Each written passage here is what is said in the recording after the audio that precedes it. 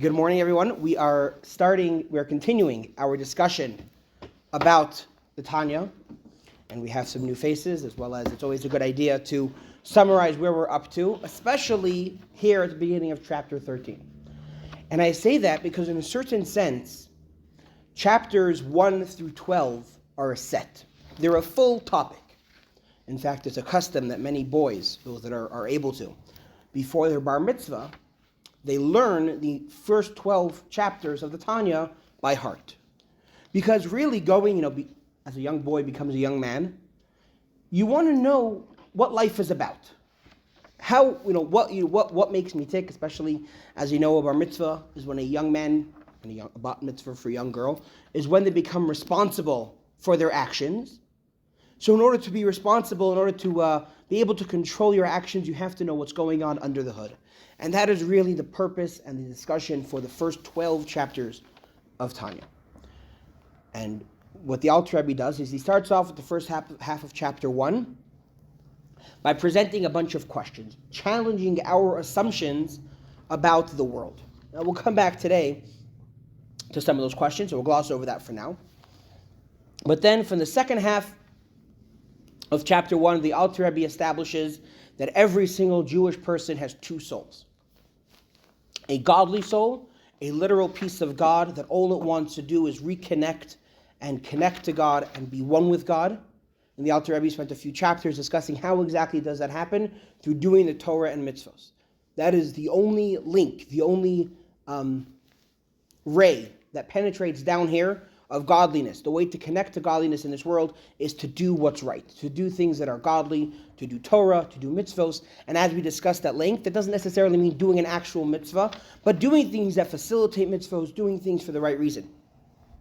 Drinking a cup of coffee could be a lazy morning activity that I'm doing for myself, or it could be a godly activity. If it's giving me energy, if it's starting my day off right, that is a godly activity. And that is what the godly soul wants to do. The animal soul, as the other one is called, we also might call it the human soul, the selfish soul. It is human. It's not evil, it's not bad, but it just wants selfish things. It wants to fulfill its own temptations, its own desires. That's all it wants to do. And therefore, every single day as we go through life, we are faced with this battle of what am I going to do right now? Am I going to do something godly, or am I going to do something selfish? And that is the battle of our life. Every moment of our life, every second of the day, we are faced with one of two choices. Am I doing something for myself, which for myself could be neutral for myself, selfishly? It can also range going to things that are wrong, things that are bad, things that are evil. And as we'll discuss at length throughout the rest of Tanya, that's a slippery slope. You're thirsty. Yes. You want to drink, and you say the blessing, and you think of Hashem, and you drink it, and your thirst is quenched. It's both. It's both physical and spiritual. So, as Len is saying, that Len is bringing up a great point. Something does not have to be non-spiritual for it to be godly. Something could also satiate you and put you in a good mood and quench your thirst and be good. The question is, why are you doing it? The Alter Rebbe brought the example of having a delicious steak dinner. If you have a delicious steak dinner, assuming it's kosher and assuming you made the right blessings and it's the right time and you're not dairy from having milk a couple of minutes earlier, you're sitting down to a completely okay dinner. If you're doing it because you want it and you're giving into your temptations, is it evil? No. Is it a sin? No. But is it godly? No. And therefore, by definition, if something is not godly, it's unholy. Unholy doesn't mean bad, doesn't mean sin, and we discussed at length that what the Alter Rebbe is doing here is he's setting us up for a life not defined by right and wrong, but he's setting us up for a life defined by godly and ungodly, which moves the goalposts way over. Because you could live a completely good, moral, upstanding, amazing life, and you haven't thought about God once the entire time. They say the joke about the old Jewish gentleman who's complaining, in the morning he's talking to his wife, he's very worried, he's very nervous, maybe his time is coming because he's been dreaming about God. It's like, maybe, I'm getting some messages, time from the other side, it's time to come over. His wife says, you can't put too much attention into dreams. What we think about during the day is we end up dreaming about during the night. He said, yeah, but that's the problem. I haven't thought about God in 40 years. Right? Sometimes we go through our entire life forgetting about God. Do we live a good life? Yes. Do we live a solid, upright, upstanding, everyone's friend? Yes. But it was all for selfish reasons. And because of that, by the definition and by the parameters that the Alter Rebbe is setting us up in Tanya, that is not a holy life. And if something is unholy, if something is not holy, it's not for God, then it's by definition against God, as we'll continue to explain. As for Len's question, what if I'm drinking that water, it's quenching my thirst, but I'm thinking about the fact that, hey, I have to survive so I can continue serving God. I'm in the middle of teaching Torah, so I have to continue to drink so I can continue to, or, this is something that if I'm miserable a whole day because I'm parched, I'm not going to be able to serve God properly. If that's why I'm drinking the water, it's quenching my thirst. It's providing me sustenance. Yes, it is also satiating my primal desire for water. But why am I satiating that desire? Is it because I want to do it because I'm selfish? I'm barely better than an animal. An animal drinks water because it's thirsty, so it drinks water. That's the entire calculus. Is an animal bad? No. It's animalistic. It's selfish. It doesn't know from the beyond. We're human. We are supposed to know beyond. We're supposed to know more. And that is the battle between the animal soul and the godly soul in everything that we do. Sometimes they're fighting over the same action. Why am I doing this action? Sometimes they're fighting over what action should we do now. Should I say some words of prayer? I have 20 minutes. Now, should I say some words of prayer or should I call up a friend and gossip for 20 minutes? That battle of the animal soul and the godly soul, the Alter Rebbe likens it to a small city. Our body, our consciousness, our thought, speech, and action is a small city. And there are two kings, two rulers that want to get control over the city.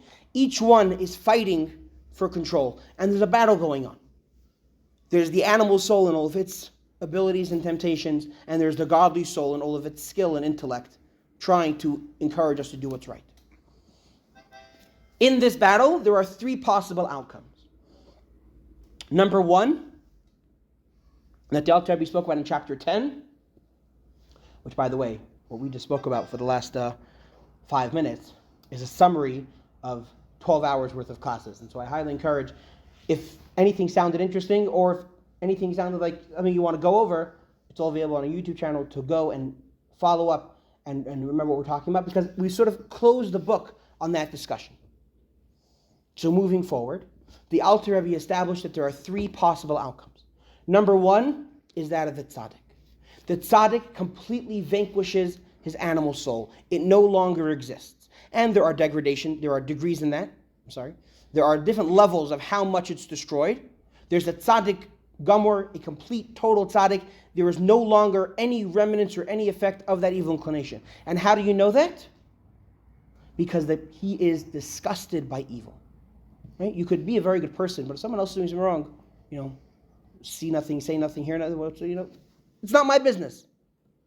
But if the love that the tzaddik has for God, if his entire life is only based on that love, then by definition, if he sees something that goes against that love, if he sees something that fights that love, it bothers him. Just like if we are completely consumed with our love for our parents or for a loved one, and someone else is bad-mouthing them, we can't just let it go. That hostility to the thing that we love bothers us. Not everyone gets to that level. Even within tzaddikim, there are those which didn't completely destroy any remnant of the evil inclination, of the animal soul, and therefore the animal, they can ignore. They're not completely disgusted, and in that there are degrees. That is the outcome of a tzaddik. That is the one, what we might translate as a righteous person, which again, we sort of usually assume a righteous person is, you're a pretty good guy, you're a tzaddik, you're a good guy, everyone is going to clap for you. But here the Alter Rebbe explains, no, a tzaddik is someone who not only does he do everything completely correctly and only do good things, he doesn't even have the desire, he doesn't have the inclination, he doesn't have the pull towards anything that's not good. That's one option. The other option, which the Alter Rebbe discusses in chapter 11, is that of the Rasha, which we might, the translation of Rasha is usually a wicked person, right? The son at the Seder Who's the second son? The Rasha. The wicked person. So we might think the wicked person is someone who does completely wrong, and that is possible. But the Alter Rebbe says the Rasha is someone who the Yetzer Hara, the animal soul, has some control, even if it's very minor, once in a while. But the fact is, he's not completely under the control of the Yetzer Tov, which means by definition, if the Yetzer Tov, or if the godly soul is not 100% in control of his thought, speech, and action, that means that the animal soul has a foothold, has one little territory. And if you imagine, if in your house the bugs have control over one room, just one room, who cares? No, you don't have full control. You're not completely in charge on a national level. If there's a rebel group or there are terrorists that have control over one portion of land, then you've lost. You haven't completely lost, but in that area you are subservient to them. You are being controlled by that, and that is not okay. In this, there are many, many degrees. Again, ranging from someone who's pretty much in control of their thought, speech, and action. Once in a while, they slip up. There's like one thing the one temptation they can't resist. There's one thing, they say the joke about a rabbi, a priest, and a minister. Or I'll change it. A rabbi, an imam, and a minister, a priest, are sitting on a boat together. And it's a long day, and they're all fishing, and they're all enjoying themselves, and they decide, let's be honest with each other. And the priest says, I have to admit, I'm not perfect. There's a certain woman, I can't resist her, and whenever she's in town, I fail my celibacy. Okay? The imam says, I have to admit, Muslims can't have wine. There's a certain vintage, a certain bottle that whenever I see it in the store, I can't resist it. I have to drink it. The rabbi says, I'm also not perfect. There's a certain sin that I also fail, the sin of gossip. I cannot wait to get off this boat.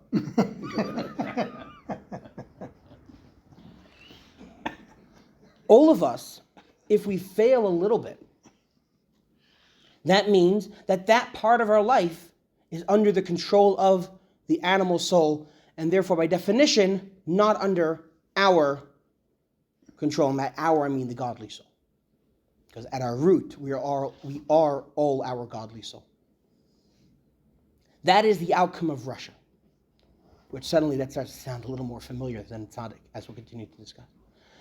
In chapter 12, the Alter Rebbe introduces the middle level, the Beinoni, which I believe I've been calling it the intermediary, which is not the word I was looking for, the intermediate, the middle level, the sort of in-between a tzaddik and a rasha. So we has always assumed a tzaddik's a pretty good guy, a rasha's a pretty bad guy, a Beinoni is your average guy. The Alter Rebbe says that is not the case. Because as soon as someone slips up even one little thing, they're already a rasha. So what could possibly a Beinoni be? The answer is, a Beinoni is someone who his thought, speech, and action are completely under control. He doesn't slip up even once, as we explained. So if I slipped up 10 years ago, I'm suddenly never could be a Beinoni. But we're talking about a certain mindset right now. We're talking about where, as I sit right now, I am so in control of myself. I am so 100% mind over matter. No matter what temptation comes up, I'll never fail. Now, the truth is, we're human, and in an hour from now, my mindset could have slipped a little bit. I could get distracted, and the temptation could overcome me. But if legitimately and this is not a game of very specifically, the Talmud says that if someone says, I'll sin and then I'll repent, it'll be fine. So this is the opposite. Right now I'm good. In 20 minutes I'll sin. That's not what we're talking about here. Because as soon as, in your mind, if that's a possibility, if your mindset right now is not so locked down that you could even comprehend sinning, then you're a rasha. Then at that moment, you're not fully in control. But a Beinoni is someone who is so locked down, he's so in control, he could never and would never actually sin. What does he have? He still has a temptation to sin. His animal soul is alive and well. The fact is, the Beinoni will go through his entire life with these temptations. Always struggling with the desire, always, every morning he can have the same battle over that same non-kosher sandwich in the morning.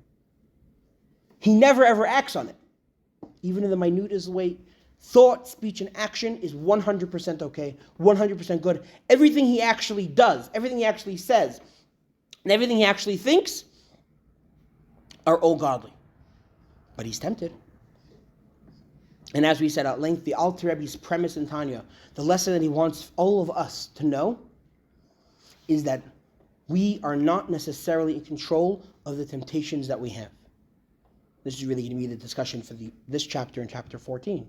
We, as regular, talking for myself here because I don't know anyone else on the table's mental state, but a tzaddik actually vanquishing, removing that temptation, that's beyond all of us. That is not the life plan. That is not the story for your average Jewish person. Special people have their own story, their own book, their own life journey. They're tzaddikim. They vanquish it, they conquer it, and they no longer have the temptation. They're off. That would be called the book of tzaddikim. This book, it doesn't have it in this copy. The Tanya is called Sefer Shel Beinonim, the book for the intermediate, the regular person's guide. A special person, a tzaddik, they're off on their own journey. All of us struggle through life, in the words of famous early Hasidim, followers of the Alter Rebbe, halavai beinani. If only I could be a beinani. And so this is a massive shift in our understanding, right? So the first 12 chapters established how the way the world works. What's making me want to do good? What is good? What's making me want to do bad? What is bad? And what are the three possible outcomes? That was chapters 1 through 12. Here the Alter Rebbe is going to spend the next while, pretty much till the end of Tanya, teaching us how can we become and how can we live life as a Beinani. Because again, all of us fail. We're a human. Again, when I say all of us, I'm referring to myself. No matter what level we're at, no matter how much we think we accomplished, we still struggle. And sometimes we give in to the struggle. And so the question becomes, going through life, how can we stay a Beinani? How can we try as much as possible? It's really hard.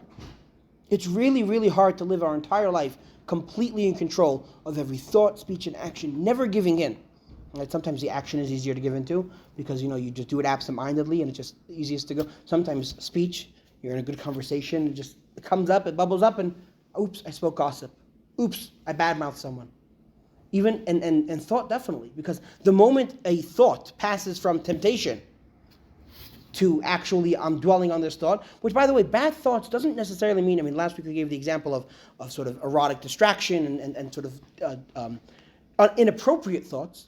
The Alter Rebbe throughout Tanya is going to say even depressing thoughts. Thoughts that I'm not good enough, or thoughts that I'm a failure, or thoughts that, God forbid, who knows what. Those are bad thoughts as well. And the minute that thought pops up in my mind, that I can't control. But I can choose not to dwell on it. The Alter Rebbe is going to say, as soon as that thought comes up, push it away with both hands. That's where my control comes in. But before we get to continuing that discussion, chapter 13 is going to be tying up a lot of the loose ends and really fleshing out this character of the Beinani, really helping us establish what is the Beinani and what makes him tick. Starting on page 1, chapter 13. And here the Alter Rebbe harkens back to the beginning of chapter 1, where he asked a bunch of questions. All of those questions were based on the assumption that a Beinani is your average guy. You win some, you lose some, then you're a Beinani. And the Alter Rebbe then spent 11 and a half chapters disproving that, proving that a Beinani is someone who lives his life to utter perfection, but he still has temptation. And to that, the Alter Rebbe says, now we can understand Ubezeh Yuvan. In chapter 1, I'm sorry, page 1, Ubezeh Yuvan Lashem Azal, Beinani Zevazeh Seiftan, Perush Yetutevi Yitzhahara. Accordingly, we may understand the comment of our sages that Beinanim are judged by both their good and evil inclination. Both judge him. Dichsev. Ki yamid liyamin evyon leishiyah mishefti nafshay. As it is written, He, the Almighty, stands at the right hand of the poor man to save him from them that judge his soul. The plural, them that judge, indicates the presence of two judges within that person, the evil inclination and the good. A Beinani, your average guy, is judged by both sides. Now the word judge is very important here because the word judge shows us the level of input that the Yetzer Tov and the Yetzer Hara have. Because what did we just establish? That the Beinani never gives in to the evil inclination. The Beinoni never actually listens to his animal soul. The Beinoni never actually fails. So why are we saying that he's judged by both parties? It seems like he's very much exclusively judged by the run. Who's running him? The godly soul. Why are there two judges? Why are there two people running him? So here the Alter Rebbe says that the Hebrew word judge is distinct. Continuing on page 2. Note that our sages did not say he is ruled by both the good and the good inclination and the evil, God forbid.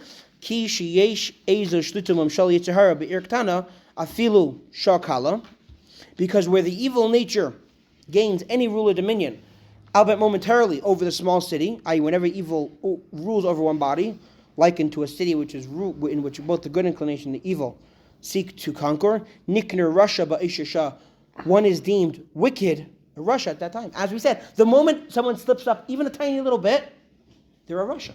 Not that they're a bad person, not that they're an evil person, but they're no longer 100% in control.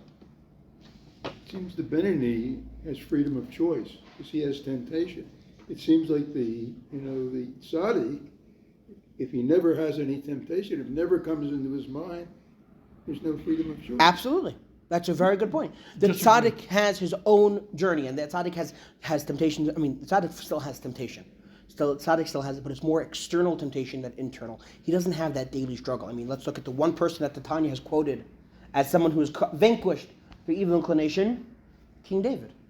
King David still failed at tests. He still had the ability, but it was a lot more of an external thing. And there are differences in what their free choice is about and how we are not discussing the tzaddik's journey. And that's very specifically because we aren't necessarily equipped to understand what the tzaddik is going through, what his struggles are. If he's not struggling between good and evil, what is his struggle? Maybe it's between different levels of connection to God.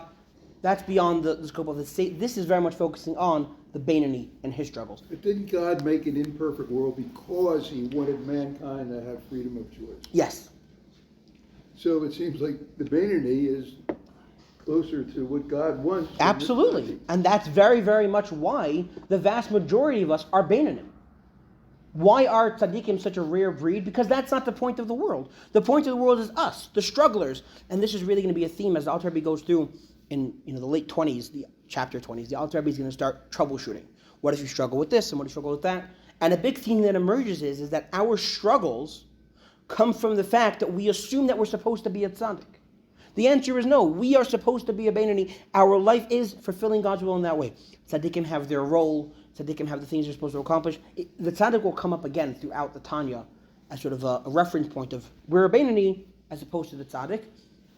And I don't want to say specifically what the tzaddik's journey is because it's not the discussion of the Tanya, and I don't necessarily know with confidence what the tzaddik's journey is. He has the things he's supposed to accomplish. He has his battles. He has his mission. Right? If the tzaddik didn't have a mission, if it was like a game, you beat the game over, back to the home screen. That's clearly not what we're talking about here because the tzaddik continues to exist. He continues to inspire and to lead and to do whatever his mission is. But on an internal level, from a struggle with ourselves, the tzaddik has won. The tzaddik no longer has a struggle as we might understand. And just because he has no more struggle, that doesn't mean that he doesn't have free will. Right. I think tzaddik still has free But will. a tzaddik is not tempted. There's no temptation. He doesn't have an That's internal his free temptation. will. He does not. That's He does his not. choice. He still has a choice to do wrong. I mean, we'll continue to discuss how a tzaddik is a. There's a line in Pirkei Avos: never trust yourself until the day you die. Why? Because even someone who thinks that they're a tzaddik and has lived 70 years with complete perfection, they can turn 71 years old and suddenly fail, as has happened. Because external temptation, internal things can change.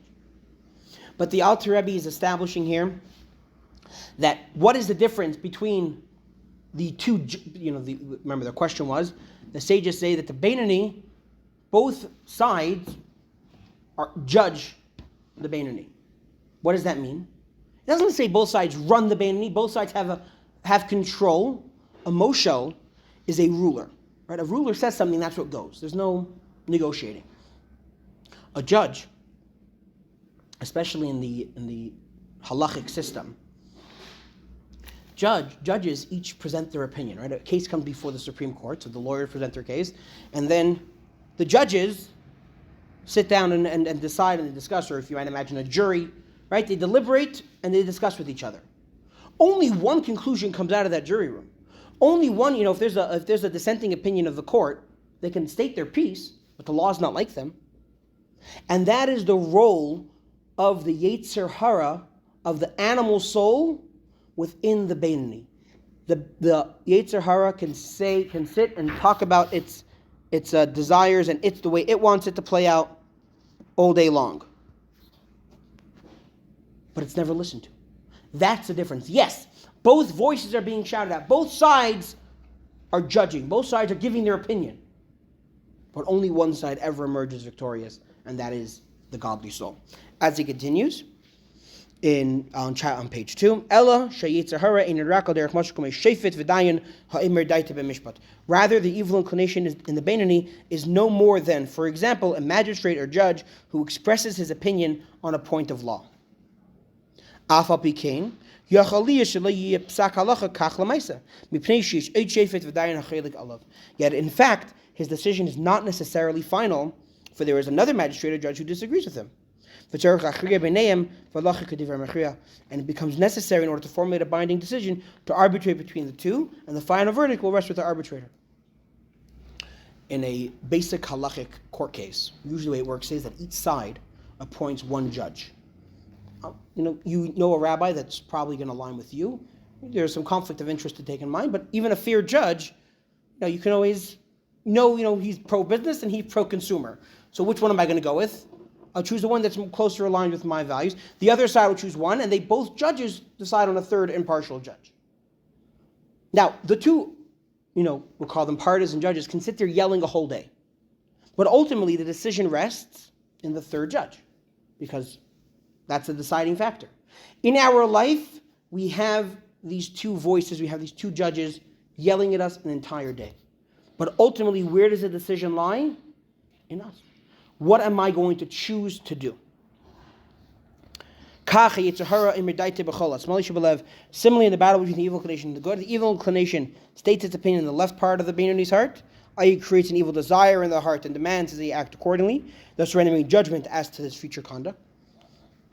And how does the evil inclination try to get you to do something? It gives you a temptation, it gives you a desire.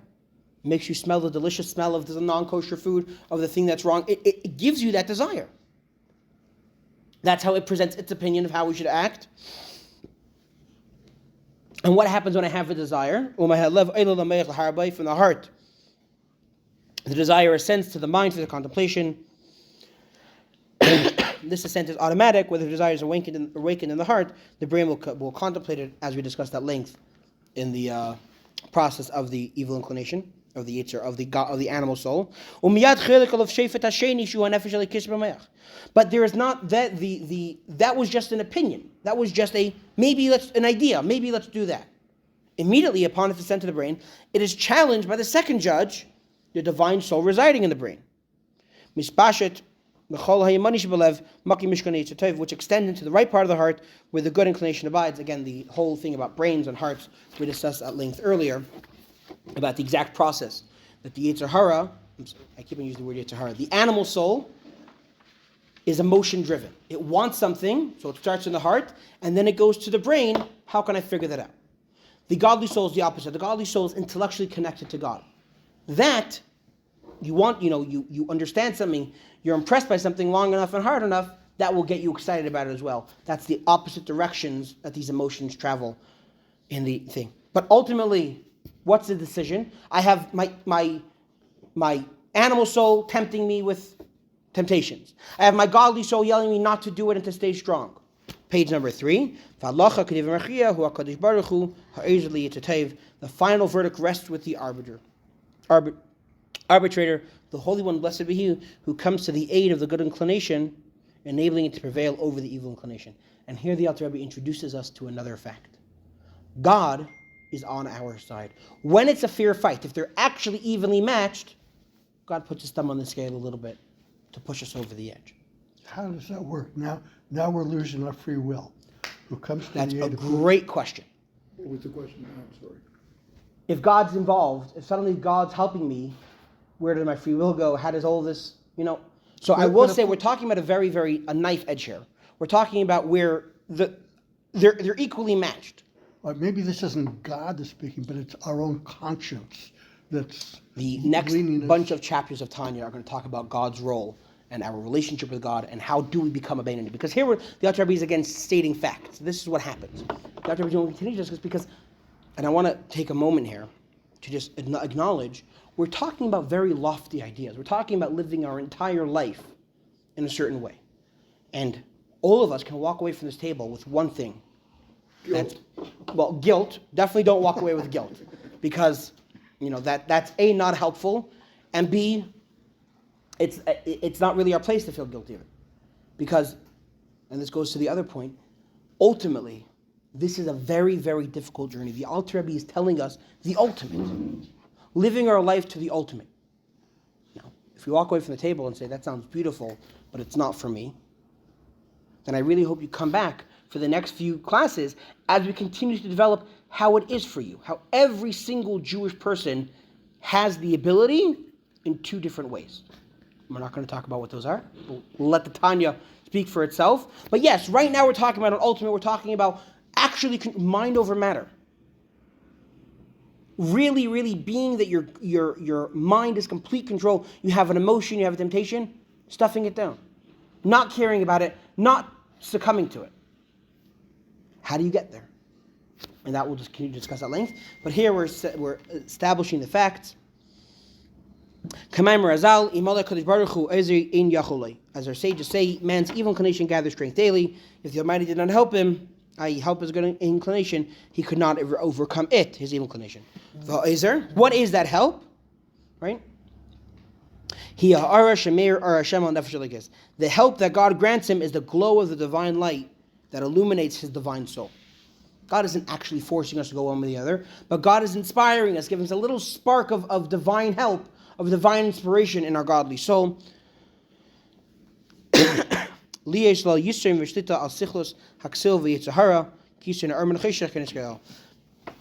it may gain superiority and mastery over the folly of the fool, the evil inclination, a dominating parallel, the superiority of light over darkness as stated above. What is the divine help that my godly soul has?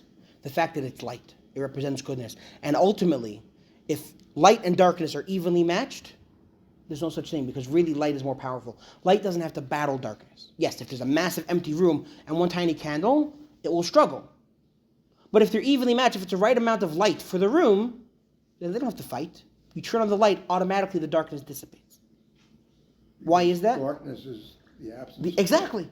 And because the animal soul is the absence of godliness, if they're evenly matched, if it's a fair fight, the light automatically wins because light overcomes darkness. We'll continue to discuss this at length as we continue the journey. But now, the Alter Rebbe goes back to the very opening words of the Tanya.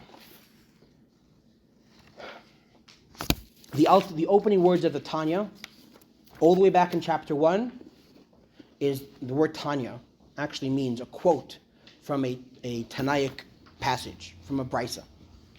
It's a very random word. It's like saying, the Tanya starts off with a quote from the tractate Nida, that before a soul comes down to the world, must be, it is made to swear, be righteous, and don't be wicked.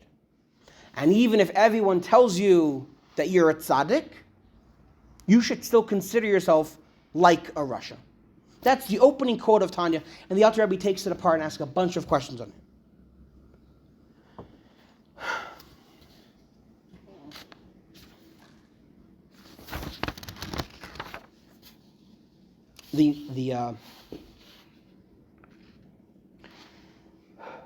The questions that the Alter Rebbe asks, the one we're going to start with, is why is it such a depressing... All right, do good, don't do bad. Okay, noted. But why, if I'm doing good, why, if the entire world is telling me I'm a good person, I'm a tzaddik, I should still consider myself to be like a wicked person? If I'm constantly walking around with guilt, as Len said, thinking, I'm such a bad person, then one of two things happen. Either you get discouraged, or you get desensitized. If the entire day I'm walking around convincing myself I'm a bad person, then either I get discouraged, because I'm such a bad person, I'm a failure, and I'm thinking, as we'll discuss at length, discouragement, depression are the enemy of service of God, or I become desensitized and I don't care anymore that I'm a bad person. And now whether we really understand what does it mean to be a Rasha, what does it mean to be a tzaddik, what does it mean to be a Beinoni, we can understand that answer. As we continue on page 4. Ach, me'achar sheharash b'chol hasmol Beinoni hu b'teikef kedusas ke toldasein lithavis taiva kol tenegelam hazem. Yet, inasmuch as the evil in the left part of the Beinoni's heart is in its native strength, craving after all the pleasures of the world, it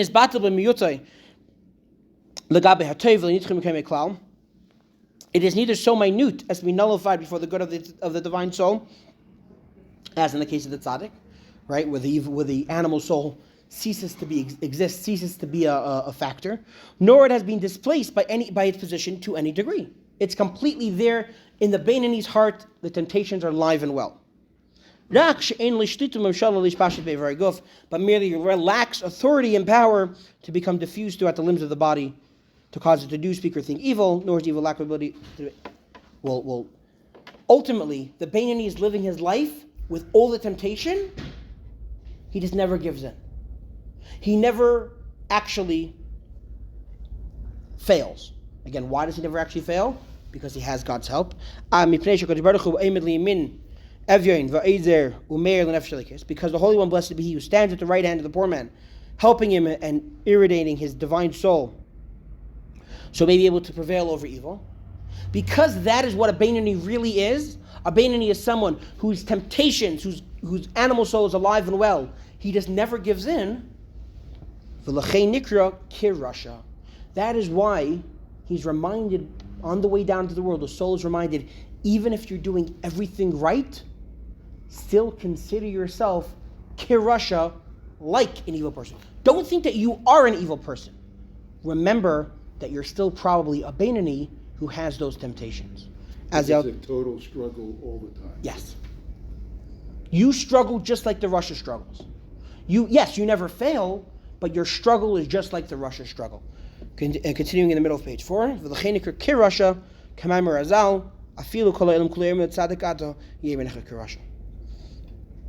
the Beinoni is described as being kirasha, like a Rasha, but not an actual Rasha.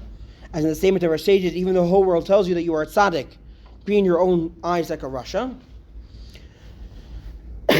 Now, v'lei Rasha mamish, he should not regard himself as an actual Rasha. Don't think that you're a bad person, that you're an evil, that you fail. You know that you don't fail. You know where you're up to. Ella sheyachzik atzmi lebeinoni. Consider yourself like a Beinoni. Even if you've never sinned, always be aware that it might just be because you're a Beinoni.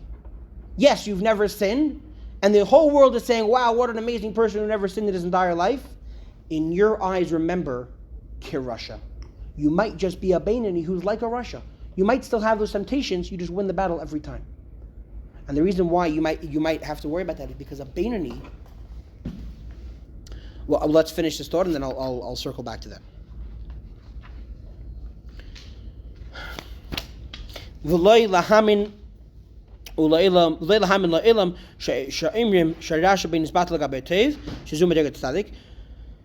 He should not believe, i.e. accept the world's opinion, which would have him believe that the evil in him has been nullified the good, and this is the level of a tzaddik. He shouldn't think that just because I act well. Now here's an important thing to remember, and we spoke about this in the last chapter. The Beinoni can send the animal soul into hibernation. It's still there, it's still alive and well, but it's hibernating. When the Beinoni is praying, for example, the Beinoni is so inspired and so connected to God that the animal soul knows, now's not my time. Now the problem with the Beinoni is the second that trance breaks, the second that he's no longer inspired, he's no longer consumed with his love of God during prayer, he goes to the office, suddenly it all comes rushing back. That is the life of a Beinoni. He can push it away, he can be suspending, he can be fighting it to the extent that he doesn't feel the animal soul because it's in hibernation, but it's still there, alive and well, waiting for him to become uninspired, and then it's back in an instant. And therefore, even someone who thinks that they might be a tzaddik, they've never failed, and they never even felt the temptation in a while. No, they have to know that it's possible that they're really a Beinoni. Now, why is it so important to keep this in mind? For two reasons. First of all, so they can be on alert. So that they can be aware that this is a possibility, that yes, right now, you haven't felt your evil inclination, you haven't felt your animal soul in months. But it's not because it disappeared. It's because you're really connected to God right now, you're really inspired. But the minute that inspiration fails, it's going to be back in full force. You have to be vigilant. You have to be on guard. And also, it's an important reason to remember that, is that if after a year of not having any temptation, suddenly the temptation resurfaces, that's so demoralizing. That's so depressing. I've been working at this, and I want to again remind everyone. Here we're talking about the perfect Beinoni, the one who. But in all of our lives, we can be working on one aspect of our life. If there's one thing that we struggle with, right, to use a very nominal example we can all relate to, gossip. All of us enjoy a good phone call, a good conversation, shooting the breeze, catching up with someone. And we can work on ourselves, and we can not actually ever say it or think gossip. We can get to a point where I'm so inspired by how bad gossip is, the temptation doesn't even come back. We have the reminder. Remember that you're still a Beinoni. You're not a tzaddik. You haven't actually vanquished and destroyed that temptation. So first of all, stay on guard. And second of all, if the temptation comes back, don't think that you've fallen back to square one. Don't think that everything was a failure and it was all worth nothing, because that's not true. This is just your life. You're a Beinoni. It's important for you to remember that. Remember, no matter how good you're actually doing, and even if, as the Alter Rebbe is about to say, even if you haven't felt a temptation in a while, don't think that you're a tzaddik, because you have to remain vigilant, because you're probably, almost definitely, still a Beinoni. Continuing on page number 5. Eli be'enav ke'ilu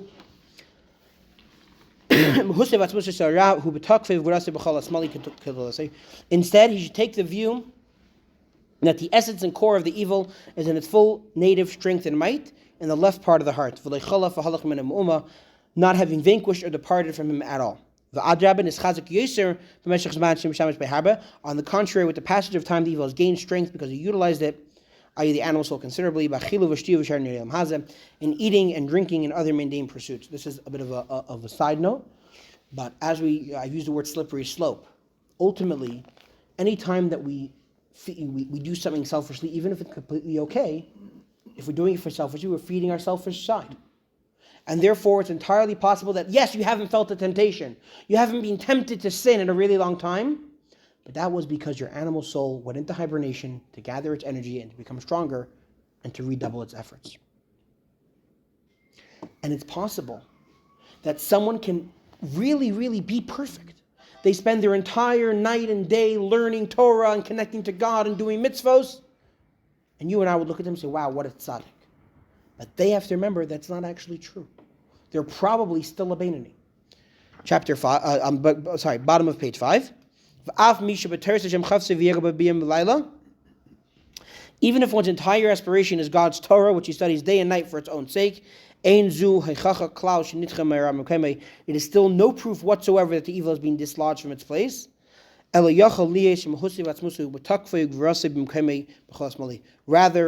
rather, the essence and substance of the evil are in their full strength and might in its abode in the left part of the heart. Now, if it's still there, why don't I feel it? This person who's inspired in learning Torah and praying all day, why don't they feel it? Continuing on page 6. Shelevushav, rak shemalbushav, sheheim machshavah diber meister shnefesh bahamis inu eslapshim b'meichapev yadayim sharv, except that its garments, namely the thought, speech, and action of the animal soul, are not invested in the brain, mouth, and hands and other parts of the body to think they're not be forbidden. Again, we spoke about at length earlier about garments and faculties, but our actual things that we do, the way we interact with the world around them, actually thinking something, actually saying something, actually doing something, that hasn't been touched in who knows how long. But it doesn't mean that the actual animal soul no longer exists. Mipnei, because God has granted the mind supremacy and dominion over the heart. Therefore, the divine soul in the mind rules over the small city, over all the parts of the body, making them, the body's organ terms a garment and vehicle, through which the three garments, namely the thought, speech, and action of the Torah's 613 commandments, are expressed, clothed. God gave us one thing over the animals. He gave us a lot of things over the animals. But the main power that we have is we have mind over matter. We described before how animals, for the most part, walk on four legs. So their brain is equal or even below their heart. For us, we stand upright. That symbolizes our mind controls our body. Our mind controls our emotion. Ultimately, we can always say no. Of course, there are chemical imbalances and there are medical issues which can change the dynamics. But a healthy person can always say no. Your brain can always control your action. Therefore, you have someone that for the past 30 years, their mind completely controlled their action. They've been studying Torah, praying, connecting to God every second of the day. But it's not because their temptation is no longer there. It's because their mind is 100% in control of their emotions. And therefore, is their temptation still there? Yes. Continuing on page 6. Ella However, in its essence and substance, the divine soul has no preponderance over the essence and substance of the animal soul, in the case of the Beinoni, except at those times when his love for God manifests itself in his heart, on a propitious occasion, such as during prayer and the like. Even then, during those times, when the divine soul gains the upper hand over the animal soul, page 7, it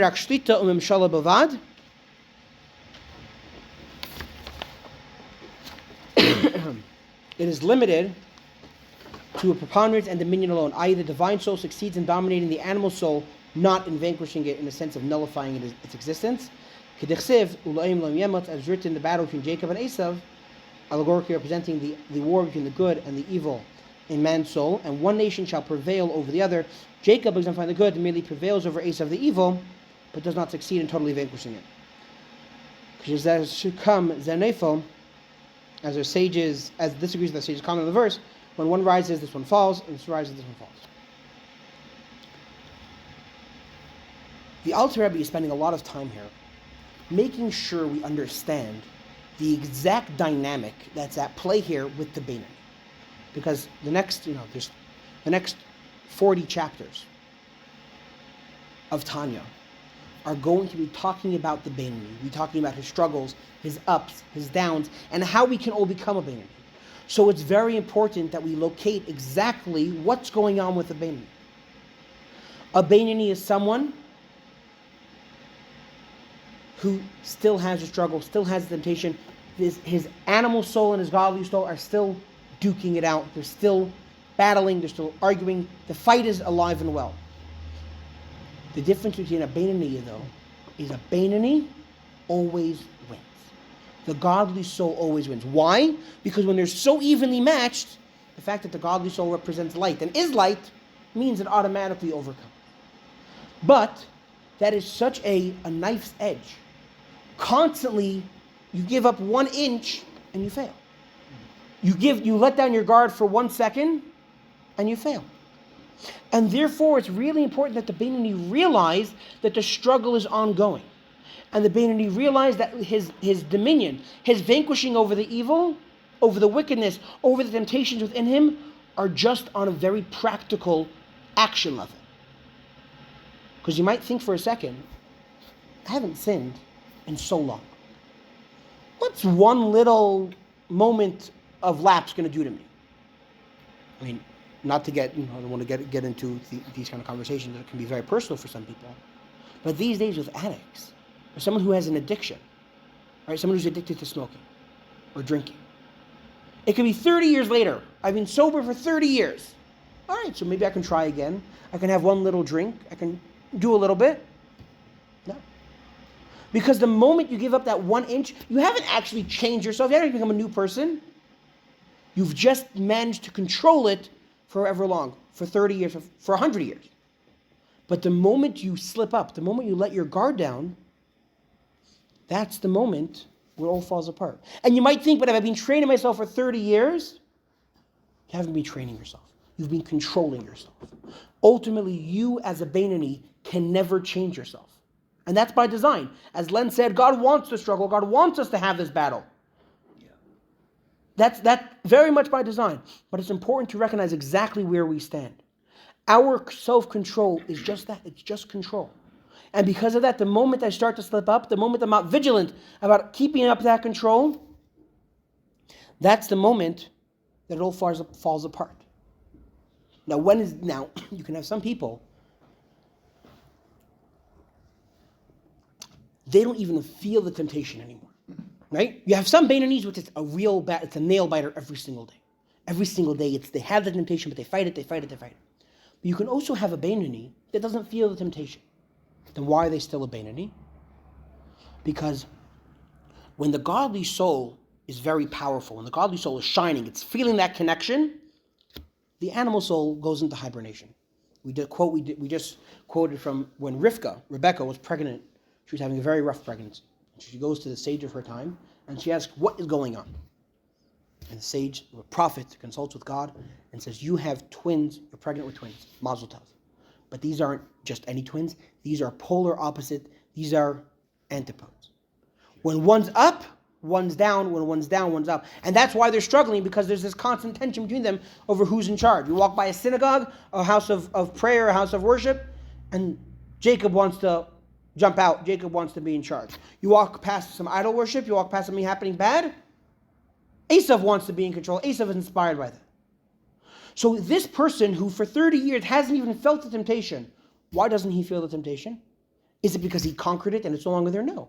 It's just that his godly soul is so up that his animal soul is so down. It's still there, it's still strong, it still exists, it's in hibernation. If you ever accidentally put your computer in deep sleep mode, you know how hard it is to wake up. But it's still awake, it's still there. And therefore it's so important for us to always consider yourself like a wicked person. No matter how much you've accomplished, no matter how much you've done, no matter how much you think that you've vanquished and conquered your evil inclination, your animal soul, remember that you're probably just like a Russia, in the sense that it's still alive and well. And therefore, you won't let your guard down, you won't slip up. Just like someone who's addicted, someone who's an addict, and they've been sober, clean and sober for 30 years, they still have to go to meetings, have to be encouraged, and have to have why? Because the moment they slip up, they say, I don't have to be vigilant anymore. I don't have to really be that concerned. That's the moment it wakes up, the demon rears its ugly head, and it's back like it never left. That is what's happening with the godly soul and the animal soul within the Beinoni. You can control yourself, but you can't control what's outside. Mm-hmm. So, an alcoholic can't go to a bar. Absolutely. Now, what? And we shouldn't hang around with people that, do a lot of Lashon Hara. Absolutely. I mean, that's exactly an important point of what we're discussing here, that this is a real, a real battle that's ongoing. And, someone who's been clean and sober for 30 years, they might still, want to avoid, or probably should still avoid going to a bar, because the moment they start to let their guard down, that's the moment they realize that they never actually vanquished, they were just controlling themselves. So, continuing in the middle of page 7.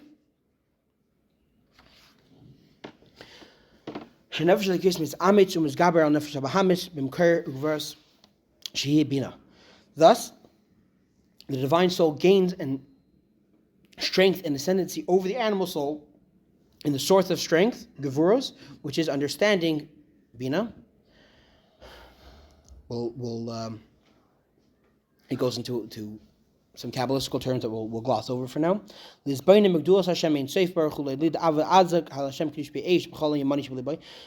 the divine soul gains strength over the animal soul during prayer, pondering the greatness of God, the blessed Ein Sof, and thereby giving birth to an intense and flaming love of God in the right part of his heart, was then the divine soul dominates the animal soul with intense and revealed love of God. The Sitra Achra, the evil part of the animal soul, is left in the left part of the heart, becomes subjugated. But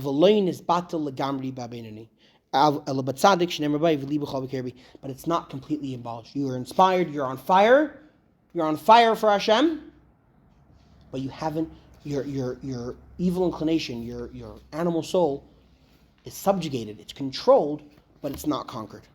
The only one who actually conquers and removes his evil inclination is the tzaddik. Page 8. He, the tzaddik, who mois beravus v'soine b'tachas asina v'amius oishalei b'tachas asina k'niskael. He, how do you know if you've actually vanquished it? Right? Is your level of disgust.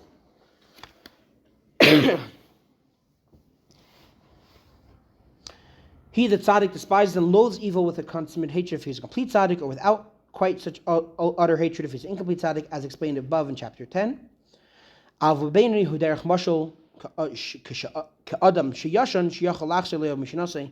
the above applies to a tzaddik, but in the Beinani, the evil merely lies dormant, as in a sleeping man, for example, who can awaken from sleep at any time and reactivate his faculties. So is the evil in the Beinani dormant, as it were, in the left part of the heart, not functioning at all. Bishas kriyashma utfila, chalibi boyer ba'ava Hashem, during their recital of Shema and their Midah, when his heart is aglow with the love of God, causing the evil of the animal soul to be dormant. But afterwards, after prayer, can be reawakened. And that prayer isn't just a moment of prayer. That can be a 30-year span where you're on fire, where you're inspired. And now we can answer another question that we asked in chapter 1. The Talmud quotes a story about one of the greatest rabbinic masters ever, Rabbi. Literally, his name means the great one. And he started to question himself, maybe I'm a Rasha. I'm sorry. He said, maybe I'm a Beinani. Now, Rava, his student, disagreed with him. Says, no, you're wrong. You're definitely a tzaddik. Because if you're a Beinani, the rest of us are screwed. There's nothing. We have no hope. Now, what was Rabba's, what was he even thinking? Rabba is someone who was so holy and so inspired.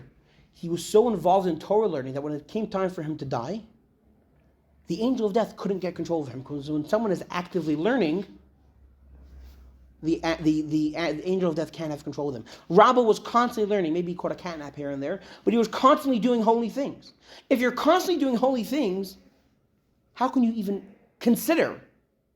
Well, in Hebrew there's a term. What was your havamina? What was your what was your thought process? How can you even consider that you may have been a Beinani? But now we can understand. Because yes, Rabbi wasn't lying to himself. He wasn't naive. He knew that he was holy and doing holy things 24/7. But he thought to himself, maybe that's just because right now I'm inspired. Yes, it's been for the past 40, 50, 60 years. But it's because I'm inspired, that's why my animal soul feels like it's asleep. Who said I'm a tzaddik? Maybe I'm just a Beinani. Continuing at the bottom of page 8. For this reason, for this reason, Rabbi considered himself a Beinani, though his mouth never ceased from Torah study, and his desire were studying Torah, God's Torah, night and day, with a craving, desire, and longing. Page 9. With his soul yearning for God with overwhelming love, such as experienced during the recitation of Shema and Midah. Yes, he 24/7 was experiencing that fiery love. But maybe he was just inspired. Doesn't necessarily mean that he has vanquished his animal soul. It was therefore possible for him to consider himself a Beinani, for he appeared in his own mind as a Beinani who prays all day, i.e. a Beinani who throughout the day retains the level attained during tefillah. As indeed our sages said, would that a man pray a whole day long? That's the ideal setting. Even if you're a Beinani, if you can maintain that inspiration, if you can maintain that fire, that passion for godliness, that's great. You could coast on that all day long. But that was Rabba's thought process. Yes. The question would be then, we started out that God has put us here, gave us a birth date, gave us an invitation to situation, does he know who's the tzaddik? Yes.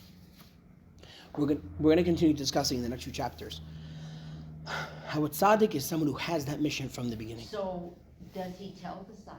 Not necessarily. So that's why this highly righteous person Yes. didn't know, but He was perfect, but he still may not have been a tzaddik. He knew, he wasn't naive. He knew that he was holy and studious. But if he's the tzaddik, but he doesn't know it, God hasn't told him. Yes. God doesn't necessarily share everything with tzaddikim. I mean, a righteous person, a holy person, is still not a know-it-all, right? They're still not omnipotent. They're still not, So tzaddiks can pass without any. Very possible. Yeah.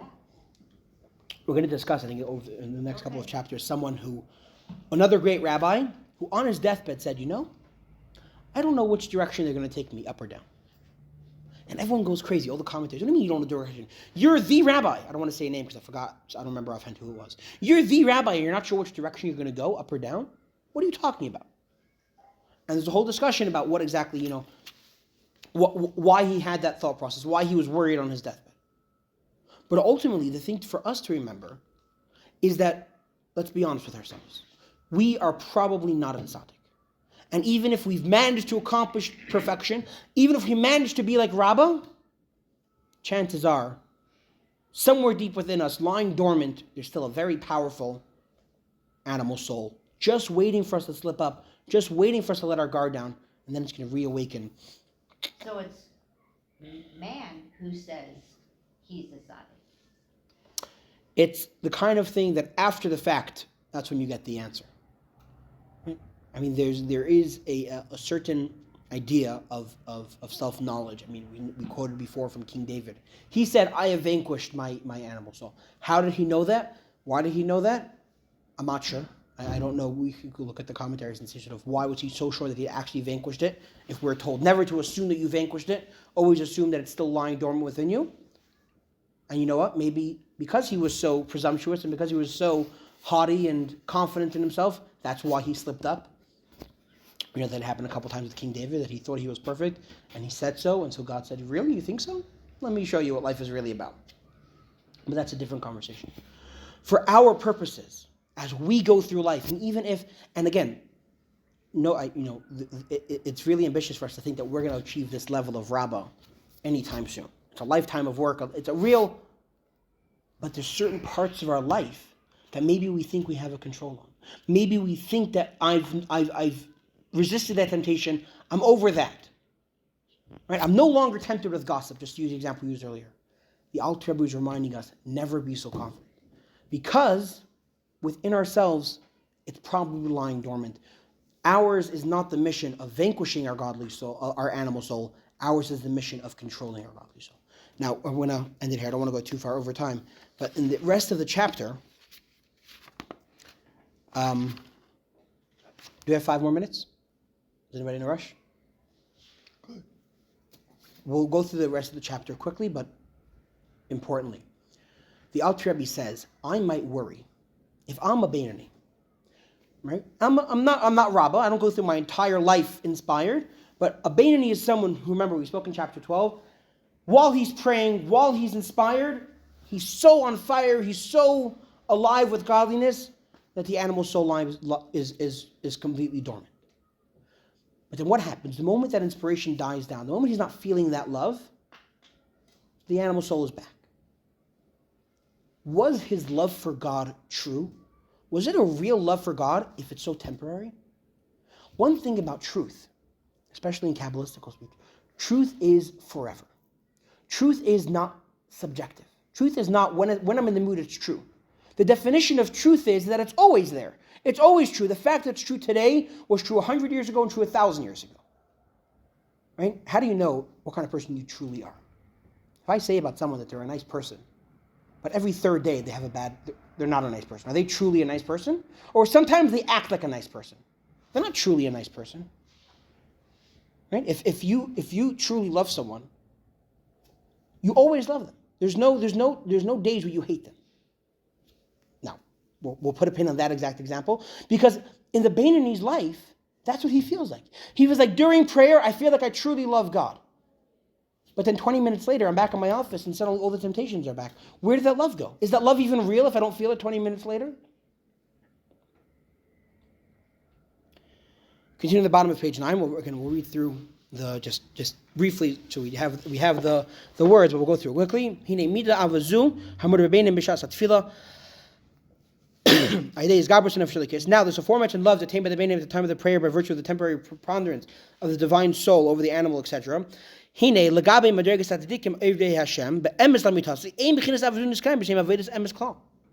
compared to the standard of a tzaddik who serves God in perfect truth, in the truest manner of truth, this love is not called true service at all. Why? Since it passes and disappears after tefillah. If you tell someone you love them and 20 minutes later you don't even know their name, do you really love them? Do you really care about them? It's temporary. It's transient. It almost is like false. It's like pretending. You see someone and you think you know them, so you put on a smile and you talk to them for 20 minutes, and after that you never think about them again. That wasn't a real relationship. It's falsehood. I continue on page 10. Uksiv sfas emes tikkun la'ad v'ad ergen loshin sheker. As it says, the language, i.e. literally the lip of truth, shall be established forever. Truth is forever. But the tongue of falsehood is only momentary. So now the Alter Rebbe says that yes, for the tzaddik, this is considered temporary because you don't feel it 20 minutes later. But the truth is that love is always there. How do I know that love is always there? Because if 20 minutes later the Beinoni would start learning again, would start praying again, would he reconjure up that emotion? Yes. That's how you know that, yes, it's dormant right now. I don't feel that love, and I'm back with all the temptations, but the love is still there. Continuing on page 10. Nevertheless, in relation to the rank of a Beinoni, this level of love is regarded as truly perfect service in terms of the level of truth. Every man relative to his standing in the category of Beinoni.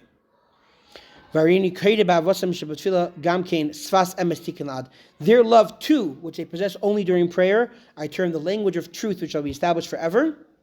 Hoyel.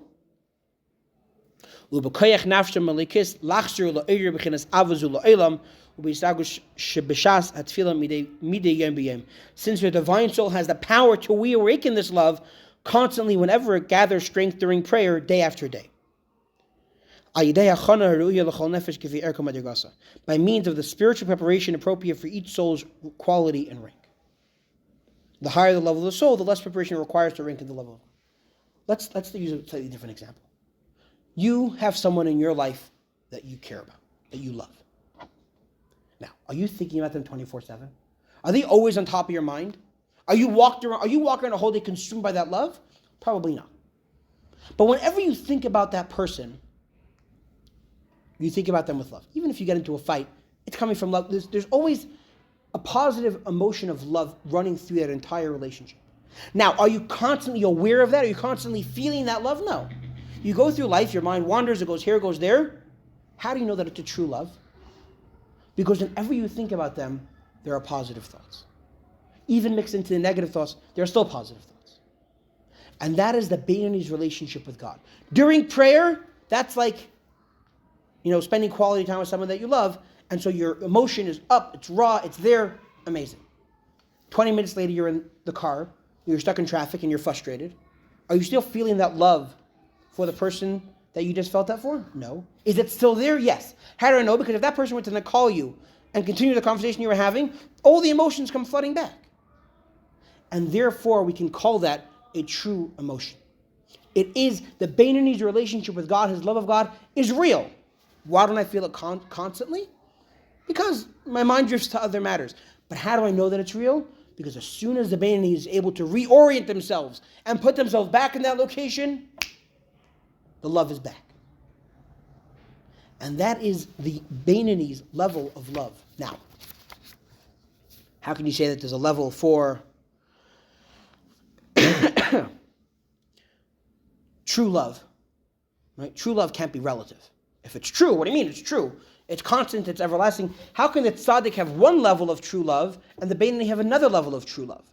If it's true, it should be the same for everyone. That's, again, the one thing about truth, that it's consistent. And to hear we say that truth, it's objective, but it's also relative. And what I mean by that is that two people can have something truly, but experience in different levels. For example, if I were to ask everyone, what's the story of Purim? Purim's coming up. What's the story? So if you ask a child in kindergarten, they'll tell you, there was a wicked king Achashverosh and Haman and Mordechai and Esther saved the day. Is that the story of Purim? For the child, yes, that is the true story of Purim. If you ask a college student, what's the story of Purim, and they tell you that, they don't have the story of Purim. They don't know the story of Purim. They're just remembering names from when they were in preschool. A college student should give you a much more fuller, fleshed out, more detailed version.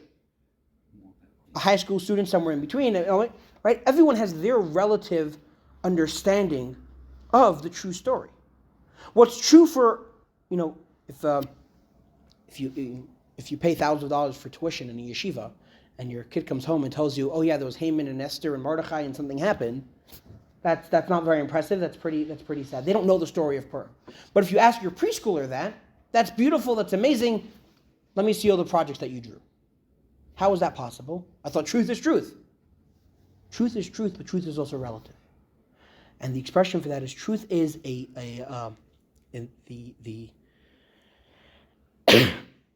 truth goes from is the middle bolt. In the Mishkan, the tabernacle, when it was built, there was a bunch of beams. There was one beam that touched every single column. What's the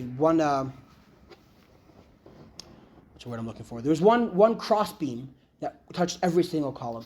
That is what we call the beam of truth. Every single level has their version of the truth. Not that it's a different version, not that it's different truth, right? If someone to tell you what's the story of Purim, and they start telling you the story of Hanukkah, that's wrong. Even if they're in preschool, that's still wrong. Truth in medicine changes constantly as more knowledge is gained. I will say that that's more going to the fact that means that it's not objective truth. It's true for right now, but by definition, if something could change, it means that it's not true. But if you were to ask a first-year med student a medical question, and they give you a very basic answer, for them, that's their extent of knowledge. They're truly doing well in medical school. They truly understand what they're learning. If you ask a 30-year veteran of the field that question, they give you that same answer as a first-year medical student, that's no longer true. It's not that it's a different fact. It's just that they should be knowing more. Truth is objective, but it's also relative. How much of that truth do I feel? How true is it? That can change. Just like the preschooler's understanding of Purim is very different from the college student. So coming back here, yes, the Beinani's quote-unquote true love of God compared to the Tzaddik's true love of God is minuscule. It's embarrassing. It's not true. But for the Beinani, that is his true version. Continuing on page 11,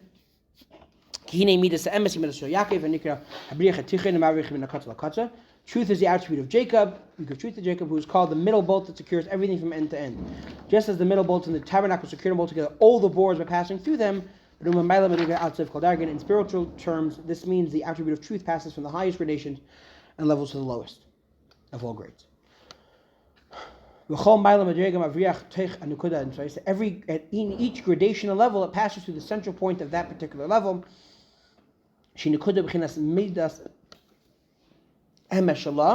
which is the point and quality, i.e. the standard of that level's attribute of truth. Just like by the level of knowledge, it's relative, so the truth can also be relative. It's objective, but relative. The attribute of truth is unbound. It is an unbound inheritance. It has no upper limit as it extends to the high levels. All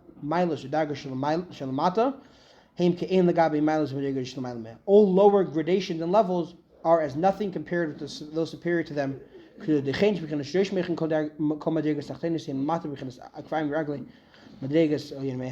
known to the students of Kabbalah, so we'll just read this because we are not yet students of Kabbalah. The quality in the head and the intellect within the lower grades is inferior to the soles and feet within the higher grades. Finishing off on page 12, Kenegat Kulan, that the feet of the Chayot surpass all the levels lower than them. What do we talk about in chapter 13? In summary, the Alter Rebbe continued to flesh out and establish what the Beinani is. What is his relationship with God? Understanding that the Beinani is someone who completely controls his thought, speech, and action. Did not vanquish. Even if he doesn't feel the temptations, doesn't mean that he vanquished them. It just means that they're hibernating. And therefore, he has to constantly be vigilant not to allow them to come back up. And also it means that while he's praying, while he's inspired, he won't feel it at all. Because again, when he's feeling inspired, by definition, his animal soul goes to sleep. But it doesn't mean it's gone. It just means it's in hibernation. And that could be 10 minutes of prayer, and it could be 30 years of holy work. Which is why Rabbi assumed himself that maybe he's the Beinoni. And it's why the soul is reminded, even if everyone's calling you a tzaddik, remember, you might just be a Beinoni. The evil, the temptations might still be there, lurking just beneath the surface. And so we got to get to work. Thank you all for joining.